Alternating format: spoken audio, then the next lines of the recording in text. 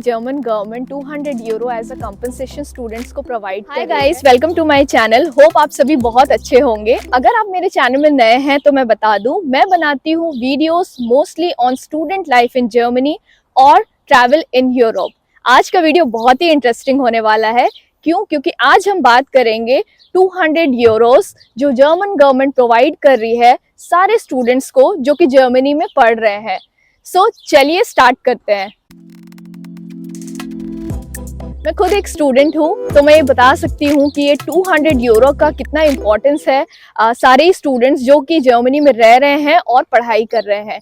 तो अगर आप वेबसाइट्स पे जाएंगे तो वो बहुत ही ज़्यादा कॉम्प्लिकेटेड प्रोसीजर्स वहाँ पे दिए हुए हैं, जो कि फर्स्ट टाइम मुझे भी बहुत प्रॉब्लम हुआ था।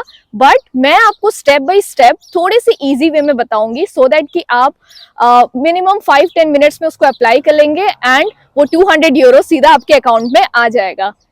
अब बात करते हैं कि जर्मन गवर्नमेंट 200 यूरो पेमेंट दे क्यों रही है। जैसे कि आपने सुना होगा कि लास्ट कुछ दिनों में थोड़े से एनर्जी प्राइसेस में हाइक हो गया था। जर्मन गवर्नमेंट ने ये कंपनसेशन निकाला है सो दैट कि स्टूडेंट्स को थोड़ा सा रिलैक्स हो जाए एंड ये 200 यूरो से बहुत कुछ बेनिफिट हो पाए। ये कितनी अच्छी बात है कि German government 200 euro as a compensation students को प्रोवाइड कर रही है। यहाँ की गवर्नमेंट कितना केयर करती है स्टूडेंट्स के लिए। तो मेरे हिसाब से अगर कोई भी स्टूडेंट है जो अब्रॉड आना चाहते हैं या अब्रॉड आने का ड्रीम कर रहे हैं, जर्मनी को अपना डेस्टिनेशन बनाएं। क्योंकि जब मैं अपने टाइम पे आ रही थी उस टाइम भी मैंने बहुत सारी रिसर्च की एंड एट लास्ट मुझे जर्मनी ही फिजिबल लगा। क्योंकि यहाँ पे जब भी कुछ भी प्रॉब्लम होती है तो गवर्नमेंट स्टूडेंट्स के साथ खड़ी रहती है। सबसे पहले स्टेप की बात करते हैं जो कि है एलिजिबिलिटी क्राइटेरिया। कौन कौन से स्टूडेंट हैं जो इस 200 यूरो पेमेंट के लिए अप्लाई कर सकते हैं। सबसे पहले आ जाता है कि आपको यहाँ की कोई भी यूनिवर्सिटी, चाहे वो पब्लिक हो या प्राइवेट हो, उसमें एनरोल्ड होना चाहिए। और ध्यान रखिएगा कि डेट होना चाहिए 1 दिसंबर 2022।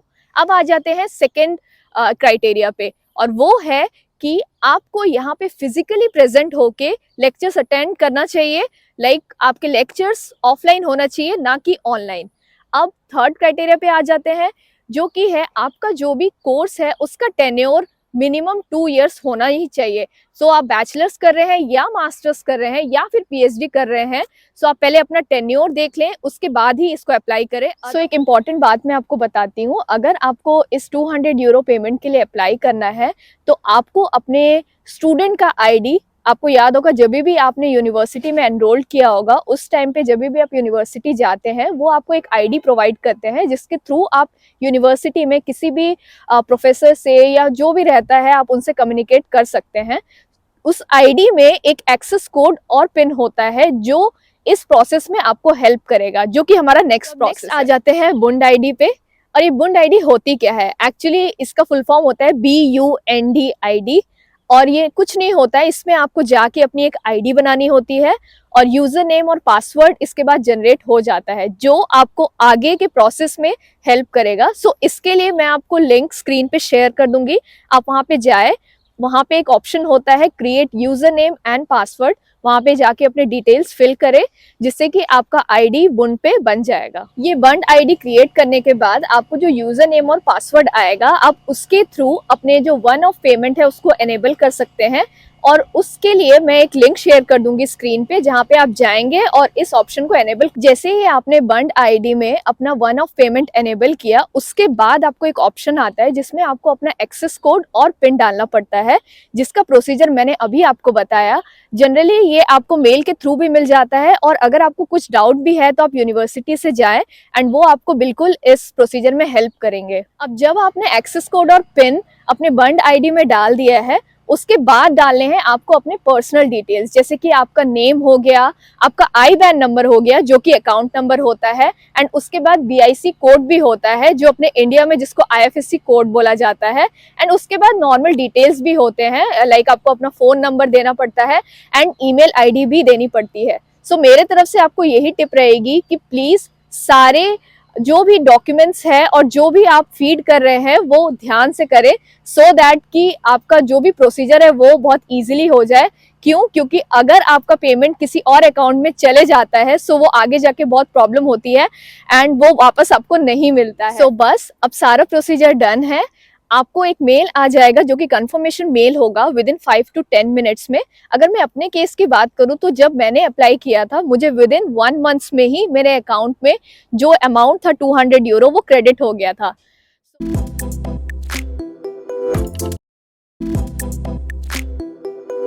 एक मेन पॉइंट की बात कर लेते हैं जो कि है access code and pin.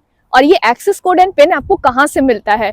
Mostly जब भी आप यूनिवर्सिटीज में एनरोल कराते हैं उस टाइम पे आपको एक अकाउंट मिलता है जो कि यूनिवर्सिटी का होता है। लाइक आप वहाँ पे कम्युनिकेशन के लिए जिसको मोस्ट प्रोबेबली यूज करते हैं। तो उस टाइम पे क्या होता है कि ये जो एक्सेस कोड एंड जो पिन है वो आपके मोस्टली ये जो आईडी होता है उसके बॉटम पे लिखा होता है। और अगर आपको नहीं मिल रहा है तो आप यूनिवर्सिटी से भी हेल्प ले सकते हैं। और क्यों ये एक्सेस कोड और पिन चाहिए? For this procedure it's very mandatory. So please आप पहले यूनिवर्सिटी से ये ले ले या खुद आपको पता है तो उसको कहीं नोट कर ले सो दैट कि अगले प्रोसीजर में आपको उसको यूज कर। सबसे पहले बात करते हैं बंड आईडी की, जिसको BUND आईडी भी कहा जाता है। So what exactly is bund ID? जो बंड आईडी क्रिएट करने के लिए आपको लिंक चाहिए होगी वो मैं अपने स्क्रीन पे दे दूंगी। आपको उस लिंक पे जाना है और इस आईडी को क्रिएट करना है, जिसमें आपको यूजर नेम और पासवर्ड मिल जाएगा at the last bye entering your normal details like आपका नाम हो गया और भी जो भी डिटेल्स होते हैं। अब इसके बाद एक और लिंक आता है जो कि मैं आपको अपने स्क्रीन पे फिर से फ्लैश करूंगी। वहां पे आपको जाना है bye entering this user name and password. आपको वहां पे एक वन ऑफ पेमेंट का ऑप्शन रहता है जिसको एनेबल करना है। अब इसके बाद प्रोसीजर आ जाता है आपका जो एक्सेस कोड और पिन मैंने जो बताया था जो कि आपको यूनिवर्सिटी से मिलता है या आपको जो पता रहता है आप उसके थ्रू भी कर सकते हैं। जब आप इस एक्सेस कोड और पिन को जैसे ही एंटर करेंगे उसके बाद कुछ नहीं होता है, जस्ट आपको अपने नॉर्मल डिटेल्स डालने होते हैं, जैसे कि आपका नाम हो गया, आपका फोन नंबर हो गया, आपके एड्रेस हो गए और द मोस्ट इंपॉर्टेंट पार्ट जैसे कि IBAN नंबर, जो हम इंडिया में जिसको अकाउंट नंबर भी बोलते हैं। सो ये सारा कुछ डिटेल्स अच्छे से फीड करें। और मैं अपने एक्सपीरियंस से बताना चाहूंगी कि आप जो अपना अकाउंट नंबर है और अपना जो ईमेल आईडी है और जो भी पर्सनल डिटेल्स है वो अच्छे से फीड करें। क्यों? क्योंकि अगर आपका पेमेंट किसी दूसरे अकाउंट में चला जाता है सो उसके बाद वो लैप्स हो जाता है, आपको वो दोबारा नहीं मिलेगा। सो प्लीज इस चीजों का ध्यान रखें। अब सारा कुछ प्रोसीजर डन है। आपको एक कंफर्मेशन मेल आएगा विद इन 5 to 10 मिनट्स। उसके बाद आपको सिर्फ वेट करना है और वेट भी ज्यादा नहीं करना है। ज्यादा से ज्यादा 1 मंथ में आपको फी मिल जाएगी। अगर मैं अपना एक्सपीरियंस बताऊं तो मैंने जब अपना अप्लाई किया था उस टाइम पे मुझे विद इन 1 मंथ में अपने अकाउंट में क्रेडिट हो गया था।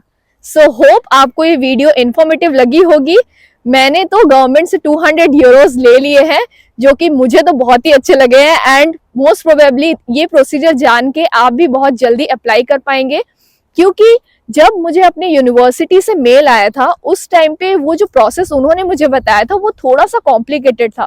फिर मैंने थोड़ी सी रिसर्च की तो ये जो प्रोसेस जो मैं आपको बता रही हूँ ये बहुत ज्यादा इजी है। मोस्ट प्रोबेबली ये आपको सिर्फ 5 to 10 मिनट्स लगेंगे अप्लाई करने में and it's very easy. So please जल्दी से अप्लाई करें और आप भी 200 यूरोज अपने अकाउंट में क्रेडिट करवा लें।